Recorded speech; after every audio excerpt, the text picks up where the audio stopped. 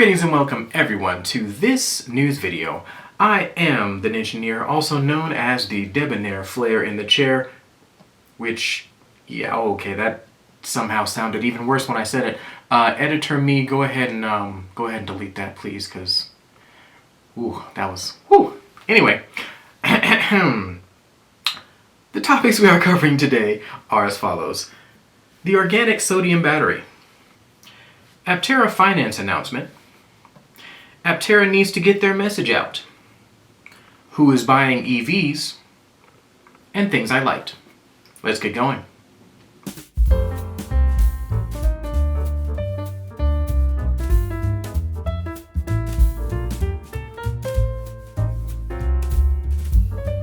Okay, so you may have heard of this battery before now already. It is one of the many experimental types of batteries out there that are getting more and more popular as the lithium situation becomes more and more tenable with time due to its volatility and the different materials required to mine, different materials that are required to be mined in order to make lithium ion batteries work.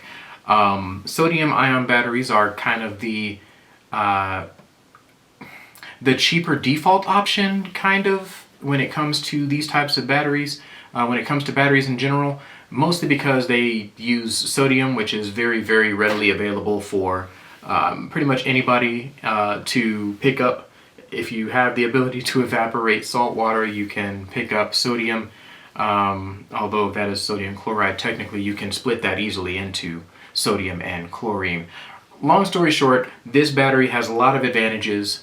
Even though its power density is lower, it has a lot of cost benefits and things that people are looking into in order to make this a thing. So yeah, the most interesting thing about this technology is how simple and cheap it is. So yeah, I'm watching this particular type of battery chemistry because there are people already putting it into different applications, and hopefully those applications will be able to make it work and to pay off in the long run. Aptera put out a path forward video where they shared what they were going to do in order to get to production, their newest plan in the endeavor. It basically includes a bunch of little pieces of the puzzle to kind of make up their entire 60 million that they need. They're going to do crowdfunding, they're going to do debt financing, they're going to do different types of ways to make money instead of focusing on one or the other. I am so glad that they are going back to crowdfunding personally, because, and I mentioned this in a couple of other comment sections of a couple of other Aptera YouTubers videos, that the only time that I was ever concerned or worried about the Aptera's future was when they suddenly pivoted away from the crowdfunding investors that got them where they are currently. I had part of the reason why I thought they must have had somebody lined up is because they have a very consistent and impactful revenue stream from the investing public that is the crowdsourcing that they've been doing. And so when they pivoted away from that, the reason why I was so confident they had somebody was, you don't just pivot away from that kind of money unless you have a fairly concrete road to other money. And so I'm guessing that concrete road cracked up, I guess. I don't know. It didn't work out. And so they're going back to crowdfunding where their bread and butter happens to be. So yeah, I'm really excited about this because I really do think that they can build up the amount of money that they need in order to get into production with the crowdfunding, because crowdfunding got them, I believe it got them around 30 million last time. So yeah, we can get them into production. We can do this.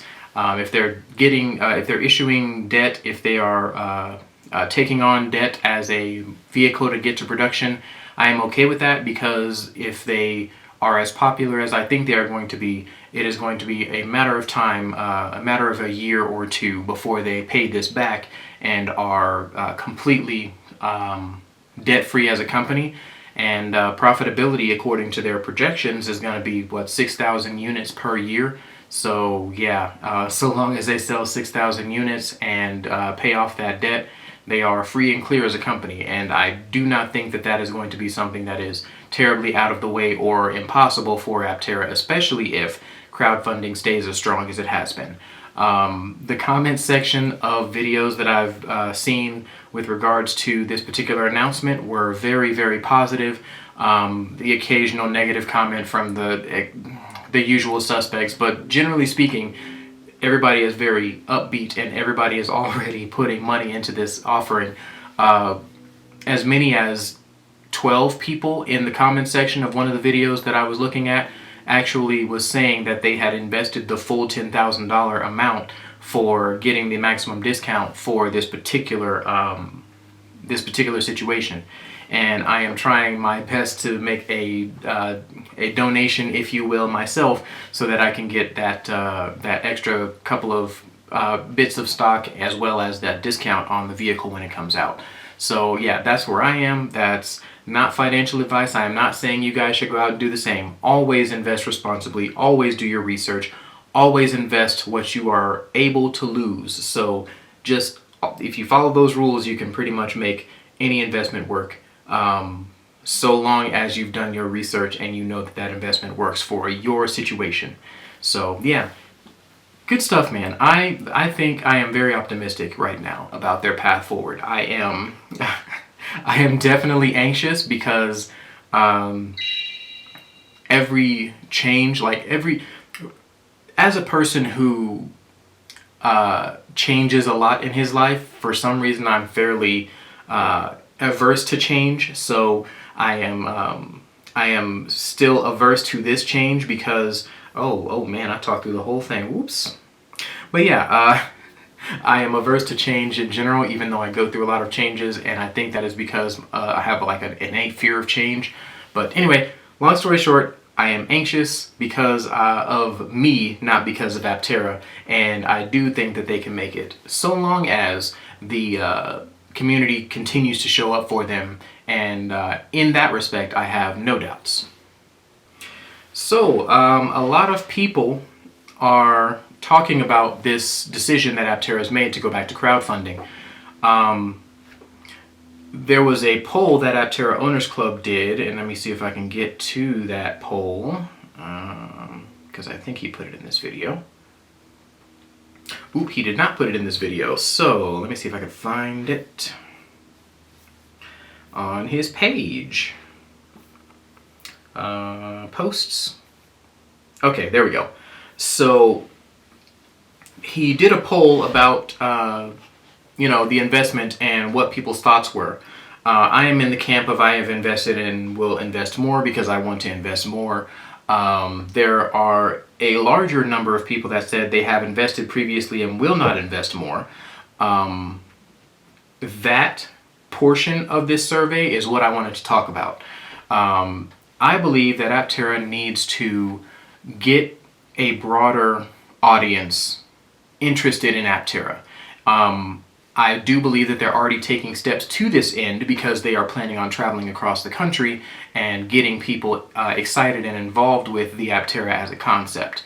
So, assuming they come through Colorado, I do have plans to talk to a bunch of my friends and acquaintances in the Colorado area so they can come out. In fact, for those of you who watch my content who are in Colorado, if they do come to Colorado, I'm going to let you guys know about that so that I can actually bring together as many Aptera fans and their friends and family as possible. My only request, if I let you guys know about this event, is pack it out, man. Let your friends and family know, let your coworkers know, let your beautician know, let them know that this is happening so that I can say with confidence, hey, Aptera, if you guys come down, we got, 1,000 people willing to see the Aptera for the first time, that kind of thing. I want it to be as big an event as possible to make their time worth it. So if you guys are interested in that situation as a Colorado resident, please let me know. I will try to push for as much as I can Aptera to come to Colorado and to talk to a large group of people. Emphasis on large group of people. So yeah, let me know how that goes. Anyway, I believe that it's time for Aptera to reach out to a broader audience. They are already doing that. They are already trying to make that a thing. So yeah, it's a wonderful thing. I do believe that Aptera will be a big deal.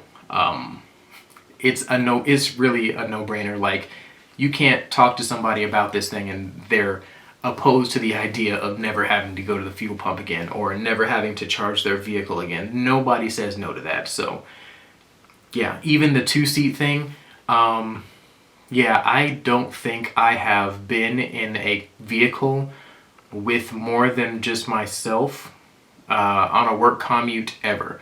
I have never taken a friend to work. I have never brought my family to work day, although that has a lot to do with the nature of my work. Yeah, that's never been a thing. So the 2-seater thing, people make that a big deal about that. It is no big deal at all, especially when you weigh that against never having to fuel up again. Bro, just not having to go to the gas pump. Not even the fact that, you know, you might not ever have to charge again. Just the hassle of going to a gas pump, which is still fresh on my mind because I literally just went to the gas station a little while ago.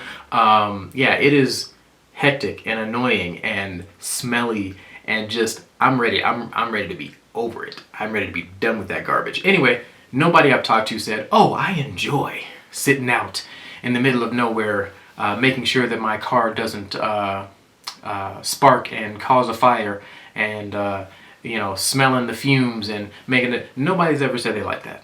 That I've talked to personally. I'm sure they exist because different strokes for different folks, but I've never talked to anybody. Okay, so this video was actually very interesting to me for a lot of reasons, but they actually had some data about who is buying vehicles in general, just electric vehicles in general, and the answer was expected but unexpected at the same time. I'm just going to advise that you guys watch this video. You get tangible things about what the EV market is doing from the people in that industry, and yeah, it's just a wonderful time talking through all of the pieces of the puzzle that make the EV industry work with the people that do that work. It's just a good video. All right, first thing that I like this week.